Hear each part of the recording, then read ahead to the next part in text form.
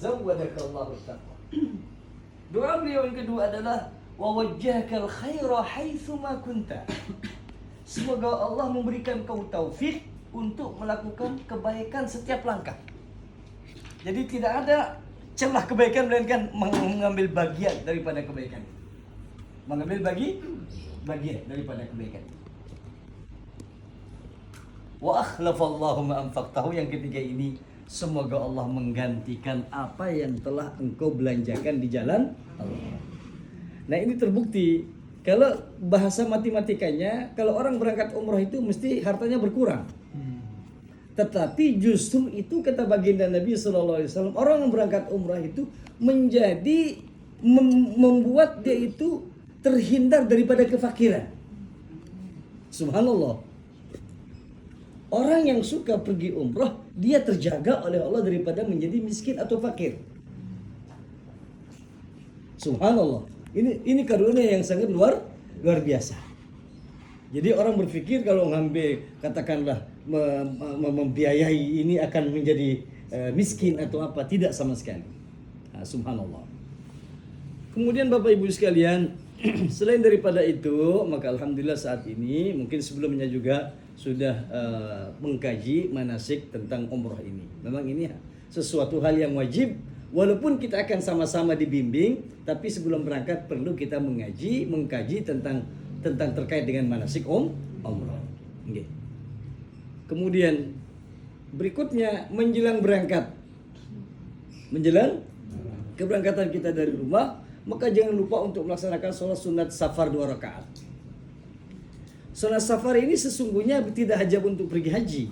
Setiap keberangkatan kita, kepergian kita, yang kita dapat menjamak qasar sholat itu, musafir istilahnya, maka dianjurkan, disunatkan untuk sholat 2 rakaat di rumah. Al-Fatihah, qul ya ayyuhal kafirun, Al-Fatihah, qul huwallahu ahad. Lalu kita berdoa kepada Allah Subhanahu wa taala, menitipkan semua apa yang kita miliki, keluarga kita, anak-anak kita, usaha kita titip kepada Allah Subhanahu wa taala dengan keyakinan dalam hati kita bahwa apa yang saya miliki terjaga, terpelihara, terkoordinir dengan baik, bukan karena adanya saya, tapi adanya pemeliharaan Allah Subhanahu wa taala. Ini keyakinan yang harus kita tanamkan dalam hati kita bahwa kebesaran Allah dan kekuasaan Allah Subhanahu wa taala lah yang menjaga, melindungi kita. Insyaallah. Sehingga kita nanti berangkat ke sana tidak memikirkan rumah. Istri berangkat mikirkan suami. Wah, suami saya sekarang lagi ngapain sekarang ya? Jangan-jangan dia keluyuran kemana gitu. Ya, jadi karena tadi tidak sholat tadi itu, ini kan setan yang membuat orang berpikir seperti itu. Sampai ada jamaah itu kalau dia berada di hotel selalu memikirkan bagaimana keluarga, bagaimana istri saya, bagaimana suami saya. Mohon bahasa Sasak lalu midang katanya. Ya, jangan, ini semuanya bagian daripada godaan syaitan. Tetapi kalau kita sholat 2 rakaat ini terjaga, tidak ada sakwa sangka apa dalam hati kita tenang untuk melaksanakan ibadah. Dijaga proyeknya. Insyaallah. Ya. Tidak ini, insyaallah. Insyaallah. Ya. Semakin lancar insyaallah. Insyaallah ya. Ini yang luar biasa yang namanya salat apa? Salat musafir 2 rakaat. Ya. Ya. Salat musafir 2 rakaat. Jangankan kita yang ada asbab ada asbabnya, kita lakukan ini tidak terjaga. Dahulu saja yang namanya Siti Hajar ketika ditinggal oleh Nabi Ibrahim alaihissalam, ya, di tempat tandus, tidak ada manusia, tidak ada siapa-siapa. Tidak ada pepohonan, tidak ada sumber-sumber kehidupan, tidak ada sama sekali. Tapi hebatnya Siti Hajar itu ketika dia tanya kepada Nabi Ibrahim sambil berjalan, "Ya Ibrahim, liman tatrukuna hahuna fi hadzal wadi?" Kepada siapa engkau tinggalkan kami di tempat ini, di lembah ini? La zar'a fihi wala anis, tidak ada tumbuh-tumbuhan, tidak ada orang manusia, tidak ada. Kepada siapa engkau? Allahu amaraka, apakah kau diperintahkan oleh Allah? Nabi Ibrahim menganggukkan kepala. Apa jawaban Siti Hajar? Idzan lan yudayyana. Ini yang hebat. Kalau ini perintah Allah, Allah pasti lindungi kami. Walaupun tidak ada sumber kehidupan, Allah akan adakan sumber kehidupan itu. Walaupun tidak ada air, maka akan Allah adakan air Zam-Zam itu. Nah, ini kebesaran dan kekuasaan Allah. Kita yakin kepada kekuasaan Allah, maka akan melapangkan kita, akan memudahkan kita dalam perjalanan kita. Ya insya Allah ya. Pokoknya Pak Is misalnya mikir ini proyek apa ini, yakin kepada Allah itulah insya Allah ya. Yakin kepada Allah. Saya kemarin terus terang begini di rumah untuk rombongan yang berangkat tanggal 29 Oktober itu, saya lihat kondisi masyarakat ini sulit kayak dapat jamaah, pikir itu ya. Tapi secara tidak langsung saya coba buka-buka ini, ada surat Al-Waqiah itu dipajak pagi sore, tiap hari pajak pagi sore. Subhanallah, para saudara dia nambah sampai 2 kali nambah ini, dari 41 nambah ke 46, dari 46 sampai 51, itu pun masih banyak yang datang. Waqiah pagi sore. Jadi kalau jaga proyek mau datang pembeli, oh iya subhanallah ya subhanallah. Jadi ya Masya Allah, luar biasa kebesaran Allah ya. Nah, ini kan larinya kepada keyakinan ya, keyakinan atas kebesaran Allah Subhanahu. Allah Maha Kuasa atas segala sesuatu. Baik itu asbabnya ataupun tidak ada sebabnya, Allah Maha Kuasa. Insya Allah ya. Nah Bapak Ibu sekalian, sudah kita Bismillahirrahmanirrahim. Bismillah tawakkaltu 'ala Allah la haula la quwwata illa billah. Sudah kita berangkat. Dalam perjalanan kita akan kena nanti di bandara ya sholat zuhur dan asar. Berarti kaitannya dengan sholat jamak qasar. Ini sholat jamak qasar ini sering kali kita abaikan. Padahal ini rukhsah. Ini artinya sedekah Allah. Sedekah dari Allah. Senang kalau kita qasar itu karena kita terima sedekahnya. Ya Bapak Ibu. Kalau perjalanan sampai 84 kilo katakanlah, itu sudah masafa qasar. Masafa orang boleh menjamak mengqasar salat. Jadi ketika kita dalam musafir atau ke Bandung misalnya, perjalanan jamak qasar saja. Itu memudahkan. Nah, ketika kita nanti di bandara sudah berlaku kita melaksanakan salat jamak qasar. Oleh para ulama, untuk jamak qasar itu kita meninggalkan rumah ini aja sedikit ini ke sebelah sudah boleh jamak qasar. Boleh jamak qasar, meninggalkan kampung kita katakanlah keluar sedikit sudah boleh jamak qasar untuk perjalanan yang jauh tadi. Nah, insya Allah kita mungkin di bandara ya melaksanakan salat zuhur dan asar jamak qasar, jamak takdim. Jadi jamak artinya kita kumpulkan. Salat yang dikumpulkan itu adalah salat zuhur dan asar, maghrib dan isya, namanya dijamak, dikumpulkan. Qasar artinya dikurangi, 4 jadi 2. Zuhur 4 rakaat jadi 2. Asar 4 rakaat jadi 2. Maghrib tidak bisa dikurangi karena dia bukan 4 rakaat. Yang boleh dikurangi hanya salat 4 rakaat. Kalau bahasa Arab salat rubaiyah katanya. Salat yang 4 rakaat dikurangi menjadi 2. Kalau dua-duanya dilakukan, mana kita kumpulkan, mana kita kurangi, maka namanya kita sholat jamak qasar. Jamak kumpulkan artinya qasar kita kurangi. Nah, nanti di bandara kita akan melaksanakan sholat jamak qasar itu zuhur dan asar. Zuhur dan asar. Karena sholat zuhur dan asar, maka harus zuhur dulu. Harus zuhur dulu. Yang punya waktu, baru kemudian asar. Kalau bahasa Arabnya usollinya ini agak panjang. Sholli fardhu dhuhri raka'ataini qasran majmu'an ilaihi al-asru ma'muman lillahi, agak terlalu panjang. Kalau menghafalkan itu perlu waktu panjang. Pakai bahasa kita saja. Bahasa apa?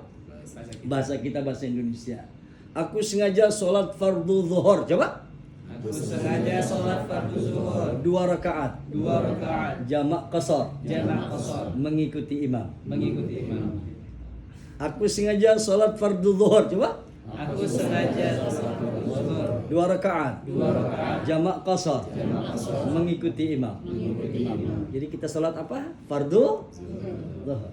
Jamak mengikuti imam. Berarti sudah masuk semua itu, apa namanya? Katakanlah rukun-rukun atau yang diharuskan dalam niat itu. Qasad ar-ta'yin sudah masuk dalam mazhab Syafi'i. Dalam Imam Ahmad mengatakan niat itu adalah al-ilmu bil manwa. Niat itu kita tahu apa yang kita kerjakan. Kita tahu apa yang kita kerja. Walaupun kita tidak bilang usollinya, tapi kita tahu apa yang kita kerjakan. Itulah niat. Makanya karena ini sholat jarang yang kita lakukan, mesti kita ucapkan dulu supaya menghadirkan niat kita dalam hati ini.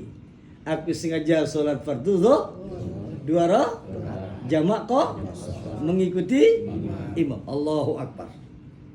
2 rakaat, assalamualaikum, assalamualaikum, maka qomat lagi, maka sholat asar. Aku sengaja sholat fardu asar 2 rakaat jamak qasar mengikuti imam. Jadi mudah bahasanya dan mudah untuk kita pahami. Insyaallah.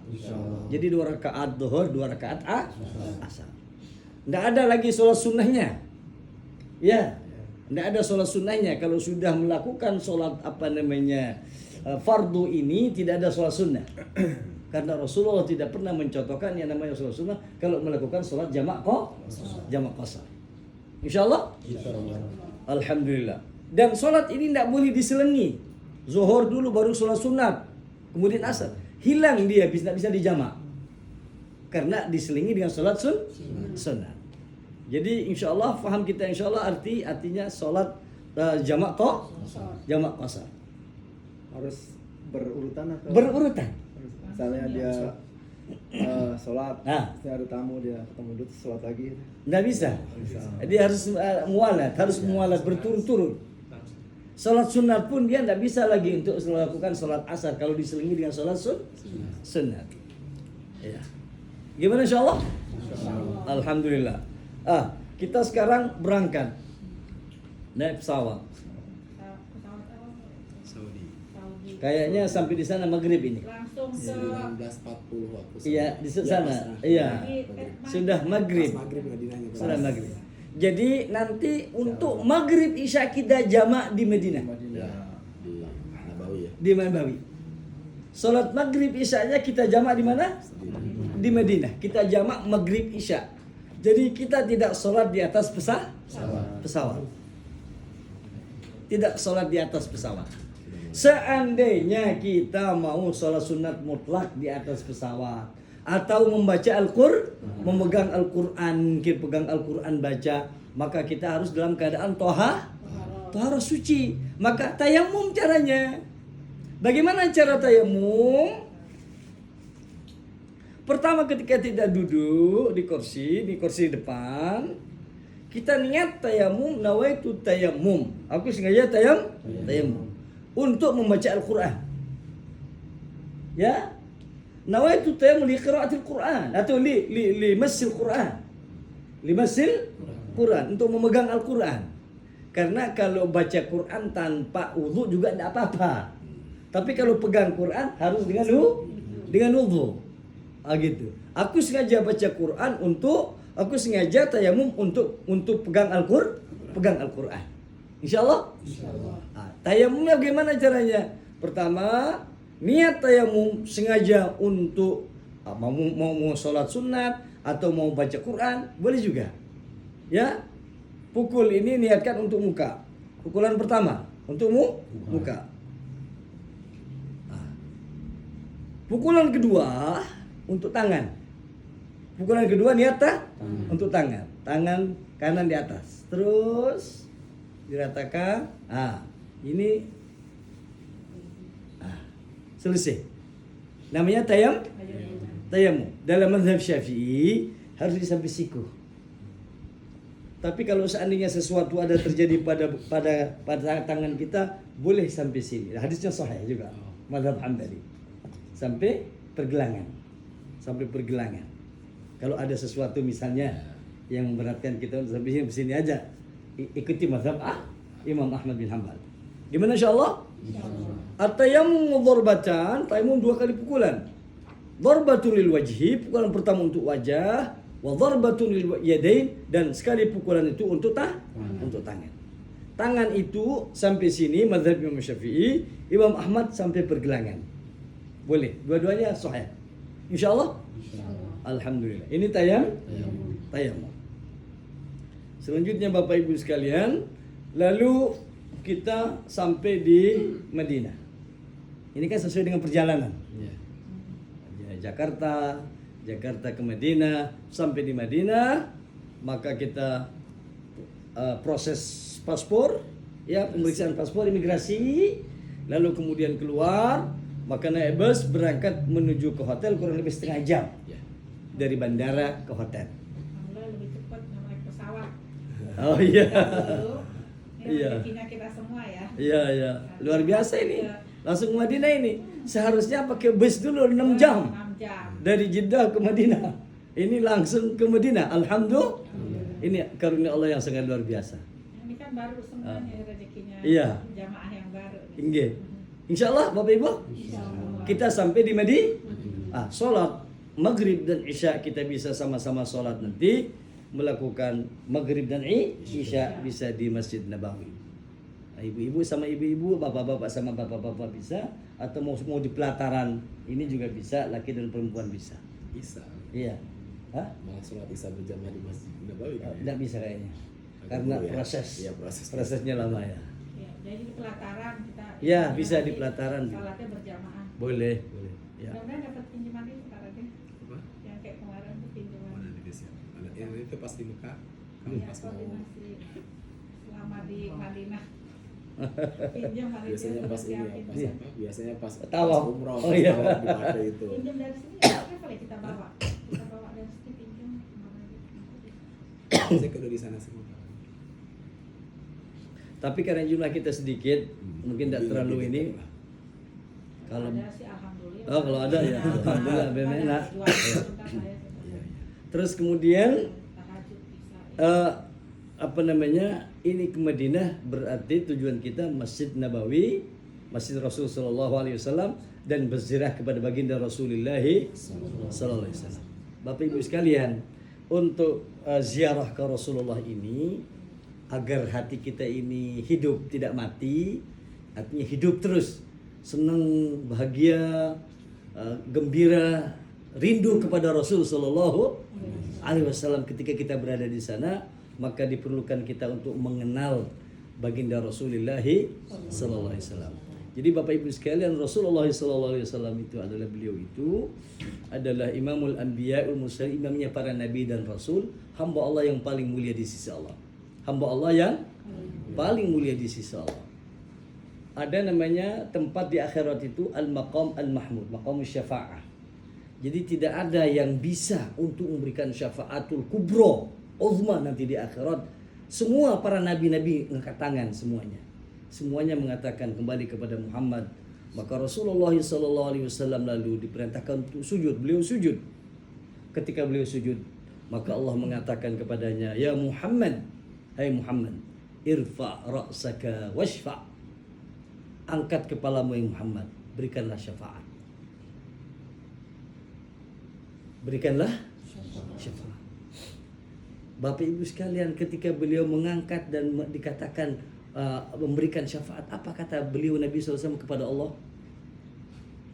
Ungkapannya yang sangat luar biasa. Ummati ya Rabbi. Ummati ya Rabbi. Umatku ya Allah, umatku ya Allah. Lalu Allah mengatakan kepada baginda Nabi SAW, "Hai Muhammad, adkhil ummataka min babil aiman, man la hisaba lahum wa la iqab." Masukkan umatmu itu yang masuk surga tanpa hisab dari pintu kanan. Adapun pintu yang lain ini mereka semuanya bersyarikat bersama-sama bisa masuk dari situ. Ini khusus kepada umatmu, umat Rasulullah SAW yang masuk surga tanpa hisab. Itu kan luar biasa Bapak Ibu. Masuk surga tanpa hisab. Ketika dahulu Nabi SAW, umatku itu nanti akan datang, mereka akan masuk surga tanpa hisab, Lalu mengangkat tangan sahabat namanya Ukasyah. Ya Rasulullah, ud'ullah an akuna minhum. Ya Rasulullah, doakan supaya saya termasuk golongan mereka yang masuk surga tanpa hisab. Kata Ukasyah, anta minhum, kau juga tergolong mereka. Wih, sahabat semuanya ngangkat tangan.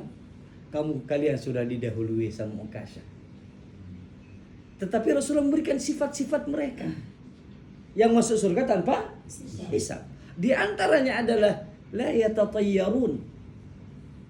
La yatatayyarun.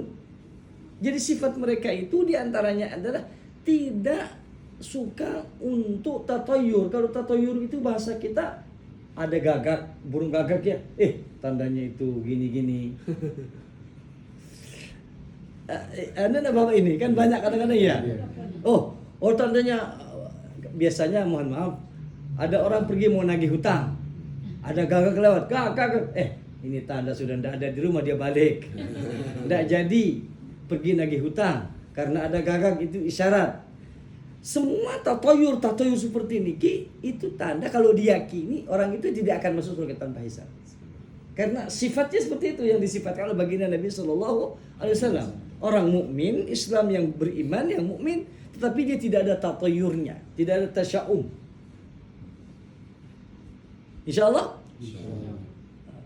Humul ladzina la yaktawun.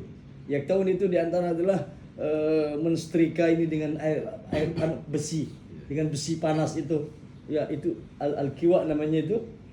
La yaktawun wala yatatayyarun wa ala rabbihim yatawakkalun. Mereka berserah kepada Allah Subhanahu wa taala. Sifat umat Muhammad yang akan masuk surga tanpa hisab. Kita hanya jaga ini aja, jangan sampai kita tergolong yang tadi itu. Kalau tergolong yang tadi tidak akan bakalan kita masuk surga tanpa hisab. Masya Allah, tabarakallah. Jadi Bapak Ibu sekalian, begitu cintanya Nabi SAW kepada kita umatnya ini. Nah, suatu ketika Nabi SAW, Masya Allah, tabarakallah, beliau sedih membaca doanya, ungkapan Nabi Ibrahim alaihissalam. Ya, doa daripada Nabi Ibrahim alaihissalam.